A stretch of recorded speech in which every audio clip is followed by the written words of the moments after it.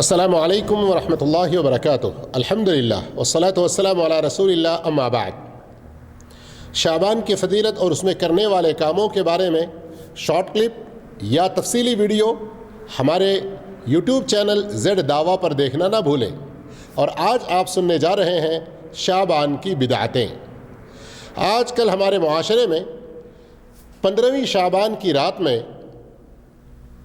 نفل نمازیں پڑھنا، مسجدوں کو سجانا، نئے کپڑوں کے پہننے کا اہتمام کرنا اور اسی طرح خاص طور پر کچھ حلوے پوریاں وغیرہ بنانا اور یہ عقیدہ رکھنا کہ اس رات پچھلے شعبان سے اس شعبان کے بیچ میں ہمارے جو رشتہ دار مر چکے ہیں ان کی روحیں آئیں گی اور وہ حلوہ پوریاں کھائیں گی، اس طرح کے یہ باطل عقائد اور اگلے دن روزہ رکھنا خصوصی طور پر 15ویں شعبان کا، اس سلسلے میں کوئی ایک بھی صحیح حدیث وارد نہیں ہے۔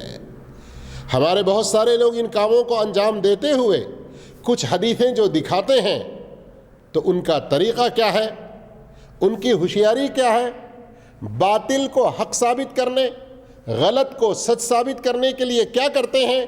ایک موٹا اصول ان کا یاد رکھیے، قرآن کی کوئی آیت یا کسی حدیث کا جو صحیح ہے غلط مطلب بیان کرتے ہیں۔ جیسے سورہ دخان کی آیت کو لے کر کہتے ہیں کہ اس میں فضیلت شعبان، 15ویں شعبان کی فضیلت وارد ہے، جبکہ قرآن رمضان میں اترا، ہم سب کو پتہ ہے اچھی طرح سے۔ اور اسی طرح سے کچھ دوسری حدیثوں کو لے کر جو صحیح ہیں ان کا غلط مطلب لینا، یا پھر اپنے ان بدعتی اعمال کے لیے بالکل من گھڑت ضعیف حدیثوں کو سہارا بنانے کی کوشش کرنا۔ اس لیے میرے بھائیوں، میرے بہنوں، ہمیں کام وہی کرنا چاہیے جس کا اللہ نے حکم دیا، رسول اللہ صلی اللہ علیہ وسلم نے اس کا طریقہ بتلایا۔